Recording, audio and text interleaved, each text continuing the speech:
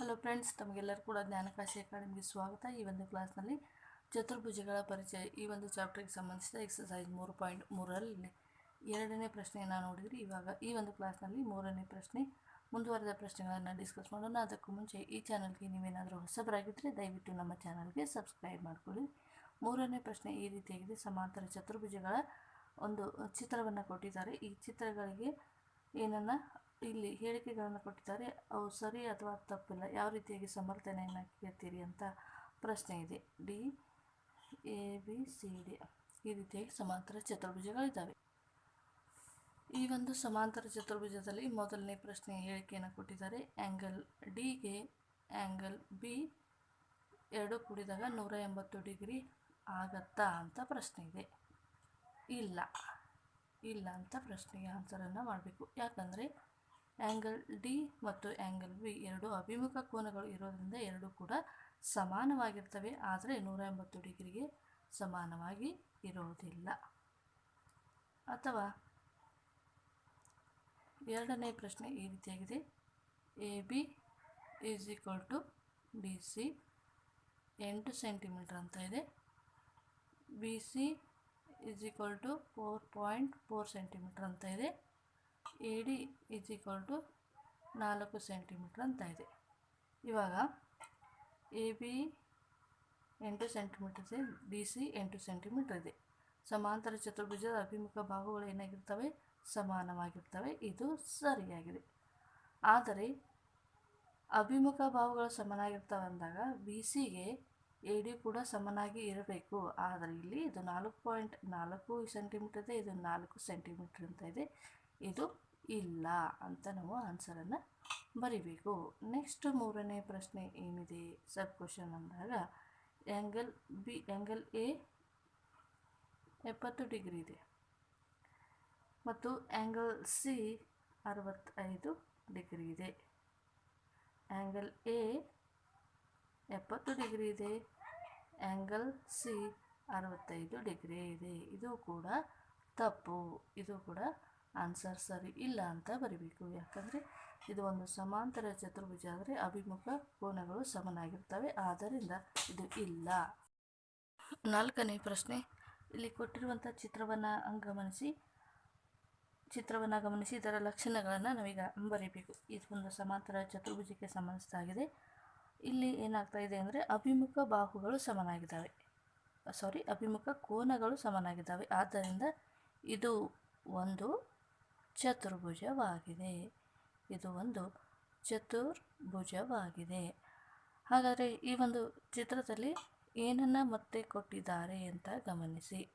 ಇಲ್ಲಿ ಎರಡು ಜೊತೆ ಬಾಹುಗಳು ಏನಾಗಿದ್ದಾವೆ? ಸಮನಾಗಿದ್ದಾವೆ. ಅಭಿಮುಖ ಕೋನಗಳು ಸಮ ಅದನ್ನು ಕೂಡ ಕೊಟ್ಟಿದ್ದಾರೆ. ಅಭಿಮುಖ ಕೋನಗಳು ಸಮ. ಎರಡು ಜೊತೆ ಬಾಹುಗಳು ಕೂಡ ಸಮ. ಅಂದರೆ ಈ ಬಾಹು ಈಗ ಎ ಬಿ ಸಿ ಡಿ ಅಂತ ಕನ್ಸಿಡರ್ ಮಾಡಿದಾಗ ಎ ಡಿಗೆ ಡಿ ಸಿ ಸಮನಾಗಿದೆ, ಎ ಡಿಗೆ ಡಿ ಸಿ ಸಮನಾಗಿದೆ, ಎ ಬಿಗೆ ಬಿ ಸಿ ಸಮನಾಗಿದೆ. ಅಂದರೆ ಎರಡು ಜೊತೆ ಬಾಹುಗಳು ಸಮನಾಗಿದ್ದಾವೆ.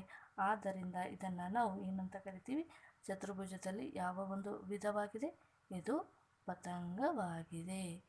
ಯಾಕಂದರೆ ಎರಡು ಜೊತೆ ಬಾಹುಗಳು ಸಮನಾಗಿರೋದ್ರಿಂದ ನಾವು ಇದನ್ನು ಪತಂಗ ಅಂಥೇಳಿ ಕರಿತೀವಿ. ಓಕೆ, ಐದನೇ ಪ್ರಶ್ನೆಯನ್ನು ನೋಡಿ. ಎಕ್ಸಸೈಸ್ 3.3ಯಲ್ಲಿ ಐದನೇ ಪ್ರಶ್ನೆ. ಈಗ ಒಂದು ಸಮಾಂತರ ಚತುರ್ಭುಜವನ್ನು ಕೊಟ್ಟಿದ್ದಾರೆ. ಇದನ್ನು ನಾವು ಎ ಬಿ ಸಿ ಡಿ ಅಂತ ಹೇಳಿ ಕರೆಯೋಣ. ಇದರ ಲಕ್ಷಣಗಳನ್ನು ನೋಡೋಣ. ಚತುರ್ಭುಜದ ಕೋನಗಳು, ಪಾರ್ಶ್ವಕೋನಗಳು ಇಲ್ಲಿ ಕೊಟ್ಟಿರುವಂಥದ್ದು ಎಕ್ಸ್ ವ್ಯಾಲ್ಯೂವನ್ನು ನಾವೀಗ ಕಂಡುಹಿಡ್ಕೋಬೇಕು. ಎಕ್ಸ್ ವ್ಯಾಲ್ಯೂವನ್ನು ಪಾಯಿಂಟ್ ಔಟ್ ಮಾಡಿ ಕೊಟ್ಟಿರುವಂಥ ಸಮಾಂತರ ಚತುರ್ಭುಜದ ಎಕ್ಸ್ ವ್ಯಾಲ್ಯೂವನ್ನು ಕಂಡುಹಿಡಿಯಿರಿ ಅನ್ನುವಂಥದ್ದು ಪ್ರಶ್ನೆ ಇದೆ. ಈ ಒಂದು ಚತುರ್ಭುಜದ ಕೋನಗಳು, ಪಾರ್ಶ್ವಕೋನಗಳು ಈಗ 2x ಮತ್ತು 3x ಎರಡು ಕೂಡ ಚತುರ್ಭುಜದ ಪಾರ್ಶ್ವಕೋನಗಳು. ಚತುರ್ಭುಜದ ಪಾರ್ಶ್ವಕೋನಗಳು ಏನಿದ್ದಾವೆ? 3x ಮತ್ತು 2xಗಳಾಗಿವೆ. ಹಾಗಾದರೆ ಚತುರ್ಭುಜದ ಪಾರ್ಶ್ವಕೋನಗಳು ಏನಾಗಿರ್ತವೆ? ಪೂರಕ ಕೋನಗಳಾಗಿರ್ತವೆ. ಚತುರ್ಭುಜದ ಪಾರ್ಶ್ವಕೋನಗಳು ಪೂರಕ ಕೋನಗಳು. ಪೂರಕ ಕೋನಗಳು ಅಂತಂದಾಗ ಪೂರಕ ಕೋನಗಳು 180 ಡಿಗ್ರಿಗೆ ಸಮಾನವಾಗಿರ್ತದೆ ಅನ್ನುವಂಥದ್ದು ಗೊತ್ತಿರಬೇಕು. 3x + 2x ಈ ಎರಡು ಕೋನಗಳು ಪಾರ್ಶ್ವಕೋನಗಳು ಅಂದಾಗ ಎರಡು ಕೋನಗಳನ್ನು ಕೂಡಿದಾಗ ಅದು 180 ಡಿಗ್ರಿಗೆ ಸಮಾನವಾಗಿರ್ತದೆ. ಹಾಗಾಗಿ 3x + 2x 5x = 180 degree. x = 180 / 5 ಅಂತಂದಾಗ ನಮಗೆ ಬರುವಂಥ ಆನ್ಸರ್ 36. 5 3 15 15. ನೆಕ್ಸ್ಟ್ 6 ಉಳಿಯುತ್ತೆ ಅಲ್ವಾ, 1 ಉಳಿಯುತ್ತೆ. ಸೊ x = 36 ಡಿಗ್ರಿ ನಮಗೆ ಸಿಗ್ತಾ ಇದೆ. 5 3 15, 3 ಉಳಿಯುತ್ತೆ, 30 ಆಗುತ್ತೆ. 5 6 30, 36 ಆಗುತ್ತೆ. ನೆಕ್ಸ್ಟ್ ನಾವೀಗ ಎಕ್ಸ್ ಬೆಲೆ ಪಾಯಿಂಟ್ ಔಟ್ ಮಾಡಿದ್ವಿ. ಈ ಪೂರಕ ಕೋನಗಳ ಬೆಲೆಯನ್ನು ನಾವು ಈಗ ಕಂಡುಹಿಡ್ಕೋಬೇಕು. 3x ಅಂತಂದಾಗ 3 × 36, ಎಕ್ಸ್ ಬೆಲೆ ಎಷ್ಟಿದೆ 36. 3 × 36 ಅಂದಾಗ 36 3 108 ಡಿಗ್ರಿ. ಅದೇ ರೀತಿಯಾಗಿ ಇನ್ನೊಂದು ಕೋನ 2x 2 × 36 ಡಿ ಅಂದಾಗ 36 2 72. ಹಾಗಾದರೆ ಈಗ ಎರಡು ಕೋನಗಳನ್ನು ಕೂಡಿ ನಮಗೆ ಪೂರಕ ಕೋನಗಳು ಸಿಗಬೇಕು ಅಂದರೆ ಮಾತ್ರ ನಾವು ಸಾಲ್ವ್ ಮಾಡಿರೋಂಥ ಆನ್ಸರು ಸರಿಯಾಗಿರುತ್ತೆ. 180 + 72 ಎರಡನ್ನು ಕೂಡಿದಾಗ 180 ಡಿಗ್ರಿ ಆಗಿರುತ್ತೆ. ಹಾಗಾದರೆ 3x + 2x ಇದು ಎರಡು ಪೂರಕ ಕೋನಗಳು. ಆದ್ದರಿಂದ ABCD ಅನ್ನುವಂಥದ್ದು ಒಂದು ಸಮಾಂತರ, ಇದು ಒಂದು ಚತುರ್ಭುಜವಾಗಿದೆ. ಓಕೆ, ನೆಕ್ಸ್ಟ್ 6ನೇ ಪ್ರಶ್ನೆ ಈ ರೀತಿಯಾಗಿದೆ. ಒಂದು ಸಮಾಂತರ ಚತುರ್ಭುಜವನ್ನು ಕೊಟ್ಟಿದ್ದಾರೆ. ಇದು ಒಂದು ಸಮಾಂತರ ಚತುರ್ಭುಜ. ಎಕ್ಸ್ ಪಾರ್ಶ್ವಕೋನಗಳು ಏನಾಗಿದ್ದಾವೆ ಎಕ್ಸ್ ಆಗಿರಲಿ. ಪಾರ್ಶ್ವಕೋನಗಳು ಎಕ್ಸ್ ಆಗಿರಲಿ ಅಂದರೆ ಇಲ್ಲಿ ಸಮಾಂತರ ಚತುರ್ಭುಜದ ಕೆಲವೊಂದು ಲಕ್ಷಣಗಳನ್ನು ಕೊಟ್ಟಿದ್ದಾರೆ ಪ್ರಶ್ನೆಯಲ್ಲಿ. ಸಮಾಂತರ ಚತುರ್ಭುಜ ಆಗಿದ್ದು ಅದರ ಪ್ರತಿಯೊಂದು ಕೋನಗಳು ಏನಾಗಿರ್ತಾವಪ್ಪ ಅಂದರೆ ಪಾರ್ಶ್ವಕೋನಗಳು ಪೂರಕ ಆಗಿರ್ತವೆ.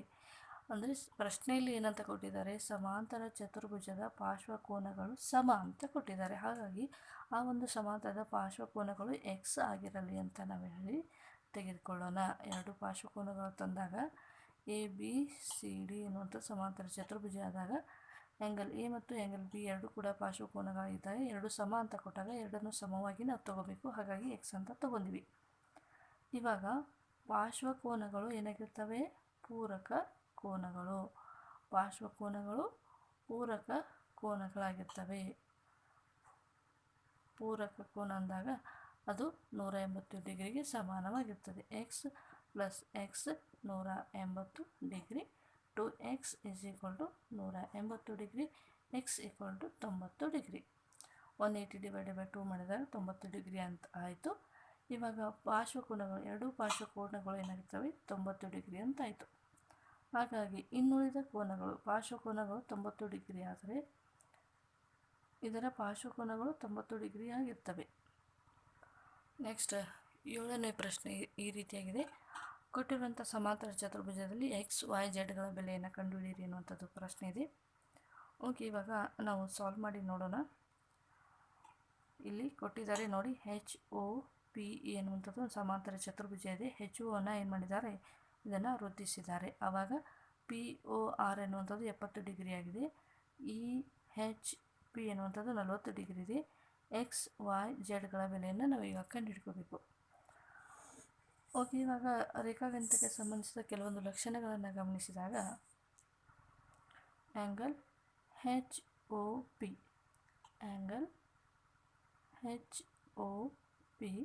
ಪ್ಲಸ್ ಆ್ಯಂಗಲ್ POR ಎರಡನ್ನೂ ಕೂಡ ನಾವು ನೋಡಿದಾಗ ಎರಡು ಸರಳ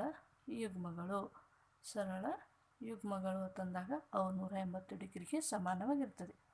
HOP ನಮಗೆ ಗೊತ್ತಿಲ್ಲ. POR ಎಷ್ಟು ಕೊಟ್ಟಿದ್ದಾರೆ 70 ಡಿಗ್ರಿ ಕೊಟ್ಟಿದ್ದಾರೆ. 180 ಡಿಗ್ರಿಗೆ ಸರಳ ಯುಗ್ಮಗಳು ಏನಾಗಿರ್ತವೆ, ಈ ಎರಡು ಕೋನಗಳು ಸರಳ ಯುಗ್ಮ ಅಂದಾಗ 180 ಡಿಗ್ರಿಗೆ ಸಮಾನವಾಗಿರ್ತದೆ. ಆ್ಯಂಗಲ್ HOP = 180 - 70 ಡಿಗ್ರಿ ಅಂತಂದಾಗ ಆ್ಯಂಗಲ್ HOP ಎಷ್ಟು ಸಿಗುತ್ತೆ 110 ಡಿಗ್ರಿ. ಹಾಗಾದರೆ ಆ್ಯಂಗಲ್ HOPಗೆ ಆ್ಯಂಗಲ್ HEP ಸಮಾನವಾಗಿರ್ತದೆ. ಯಾಕಂದರೆ ಸಮಾಂತರ ಚತುರ್ಭುಜದ ಅಭಿಮುಖ ಕೋನಗಳು ಸಮ. ಆದ್ದರಿಂದ x is equal to 110 degree. Okay, next ನಾವು ವಾಯ್ನ ಬೆಲೆಯನ್ನು ಫೈಂಡ್ ಔಟ್ ಮಾಡಬೇಕು. ಇಲ್ಲಿ ಇ ಹೆಚ್ ಪಿಯನ್ನು ನೋಡಿದಾಗ ಆ್ಯಂಗಲ್ ಇ ಹೆಚ್ ಪಿ ಏನಾಗಿದೆ, 40 ಡಿಗ್ರಿ ಇದೆ. Angle E H P 40 degree ಇದೆ. ಹಾಗಾದರೆ ಈ ಒಂದು ಕೋನ ಇ ಹೆಚ್ ಪಿ ಮತ್ತು ಹೆಚ್ ಪಿ ಒ ಎರಡು ಕೂಡ ಏನಾಗಿದ್ದಾವೆ, ಪರ್ಯಾಯ ಕೋನಗಳು. ಆದ್ದರಿಂದ y is equal to 40 degree ಆಗಿರುತ್ತದೆ. ಓಕೆ, ಎರಡು ಕೂಡ ಪರ್ಯಾಯ ಕೋನಗಳು.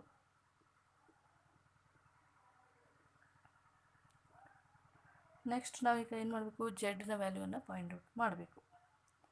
ಜೆಡ್ನ ವ್ಯಾಲ್ಯೂವನ್ನು ಫೈಂಡ್ ಔಟ್ ಮಾಡೋದಾದರೆ ಇವಾಗ P angle P O R is equal to angle P H O ಆಗಿರುತ್ತೆ. ಯಾಕಂದರೆ ಇದು 70 ಡಿಗ್ರಿ ಆದರೆ ಇದು ಕೂಡ 70 ಡಿಗ್ರಿ ಆಗಿರುತ್ತದೆ.